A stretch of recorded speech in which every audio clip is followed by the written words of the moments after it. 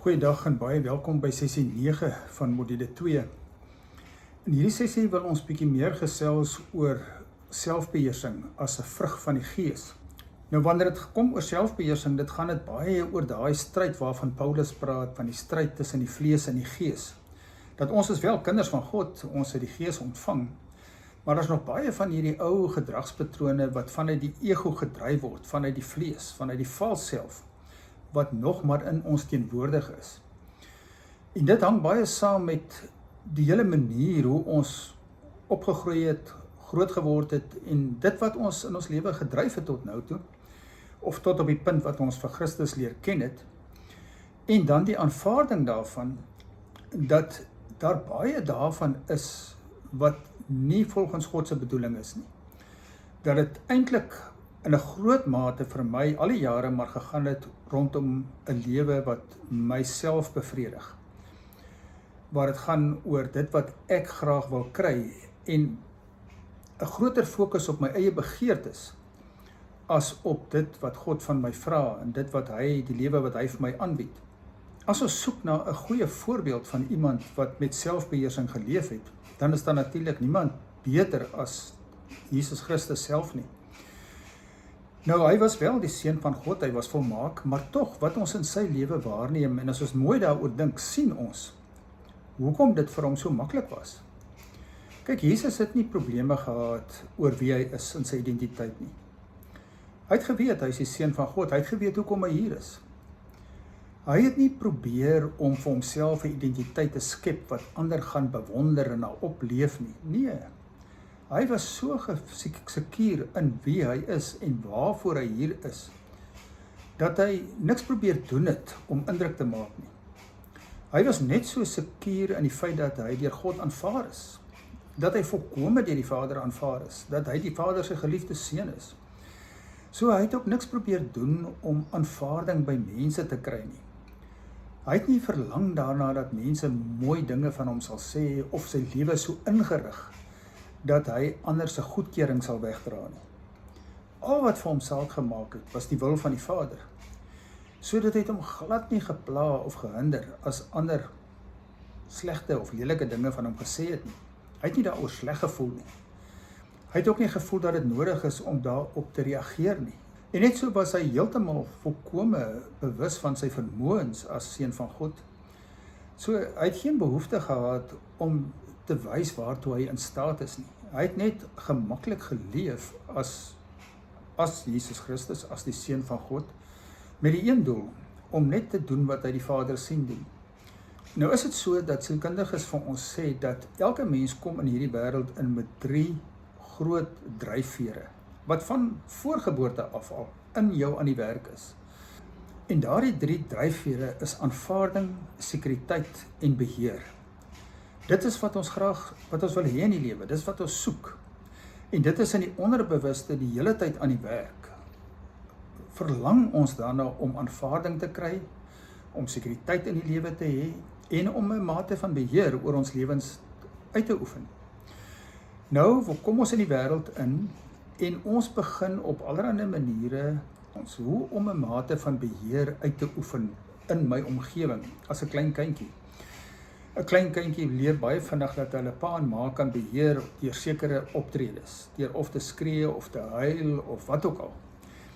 En dan sien hulle, maar daar is die mense rondom hulle as klein kindertjies, is nogal genee om hulle sin te gee en te doen wat hulle van hulle verwag word, om aan hulle begeertes te beantwoord. En hulle kry die idee, hulle beheer hulle wêreldjie rondom hulle. Dan word die kind groter, gaan na die voorskooltjie toe, en dan is daar ander klein kindertjies wat dieselfde ervaring het. Hulle is in beheer, almal doen wat hulle vra, wat hulle wil hê, maar nou is daar maatjies wat ook dink, hulle is in beheer. En nou kom maar teenstand, daar kom 'n teenkanting. As ek hierdie speelding wil hê, wil my maatjie ook hierdie speelding hê. So daar kom kompetisie in wrywing en die begeertes, want daai 3 dryfvere kom na die oppervlak in die vorm van begeertes. Begeertes goed wat ons graag wil hê in die lewe. En nou kom maar konflik en frustrasie, want ek kan nie alles kry wat ek wil hê nie. Nou in daai hele proses soos wat ons groot word, leer ons eintlik maniere aan om ons sin te kry. En ons doen dit baie subtiele maniere. Wel, sommige mense afhangende van jou persoonlikheidstipe doen dit minder subtiel. Sommige mense doen dit doodgewoon deur intimidasie en dominasie. Mense met sterk persoonlikheidstipes. Hulle dwing sommer af wat hulle wil hê en mense is half bang vir hulle, gee baie keer toe daaraan.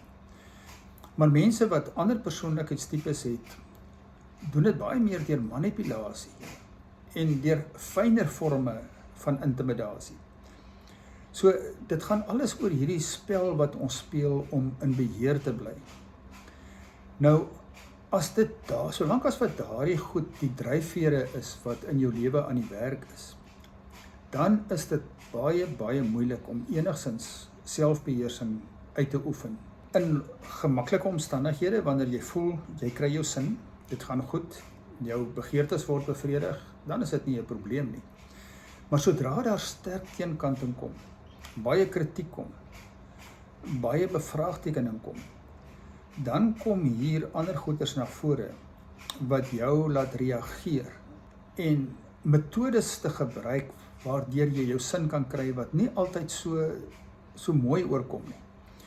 Dit kan selfs lei tot aggressie, tot woede, tot sarkasme.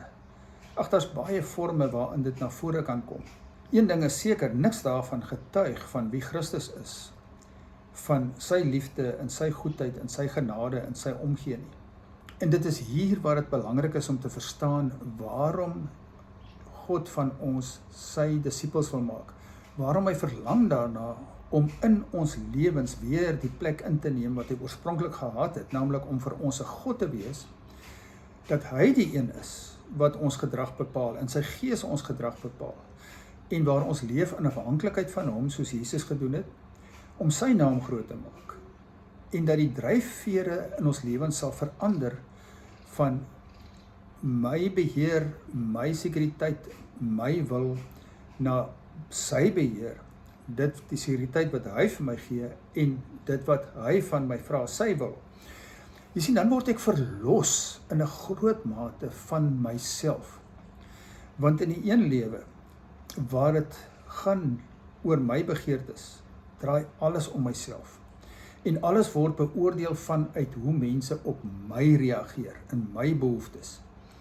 En daarom maak dit van my 'n verskriklike sensitiewe mens, wat vinnig op my perdjie is, wat vinnig reageer, wat vinnig ander wil reghelp en op hulle plek wil sit, wat alles en almal kan kritiseer, want die wêreld draai om myself. Verlossing gaan nie net daaroor dat my sonde vergewe is sodat ek aan hemel toe gaan nie. Dit gaan primêr, glo ek, daaroor dat God my wil verlos van myself, van hierdie vals self, vir wie alles oor jouself gaan.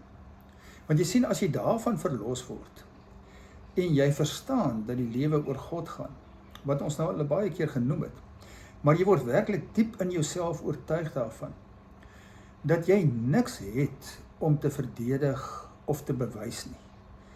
Niks het om na te jaag of na te streef nie. Al wat God van jou vra is om vir hom 'n kind te wees, wat na hom luister, wat doen wat hy van jou vra, sonder dat jy in die proses met enige iemand kompeteer. Dan kan jy ontspan in jou identiteit as kind van God. Dan maak dit regtig nie meer saak wat ander mense van jou sê of dink nie. Jy hoef nie kop toe te vat nie. Dit hoef nie enigsins jou te ontstel nie.